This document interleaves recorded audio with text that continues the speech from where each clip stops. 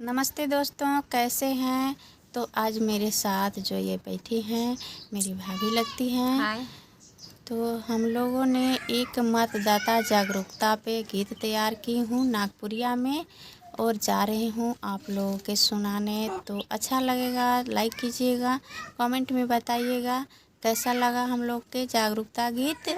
और नए होंगे तब प्लीज़ सब्सक्राइब कीजिएगा और ज़्यादा से ज़्यादा दोस्तों के पास शेयर कीजिएगा। चला चला भाई बहनिया हो, करे मतदान सुन लिया, ए जी सुन लिया, सच्चा अच्छा सरकार चुन लिया, सच्चा अच्छा सरकार चुन लिया। दारू मुर्गा साड़ी परे हो, केहू मत बिकिया सुन लिया।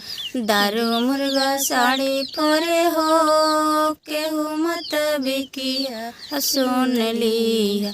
5 साल पछताई बा सुन लिया, 5 साल पछताई बा सुन लिया। सब कर भोटावा हो, सब कर भोटावा हो, बाटे अनमोल सुन लिया, ए जी सुन लिया।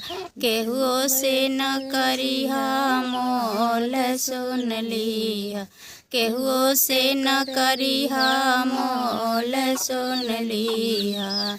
देशवा बनैहा खुशहाल सुन लिया, देशवा बनैहा खुशहाल सुन लिया। चल चल भाई बहनिया हो, करे मतदान सुन लिया, ए जी सुन लिया। सच्चा अच्छा सरकार चुन लिया, सच्चा अच्छा सरकार चुन लिया।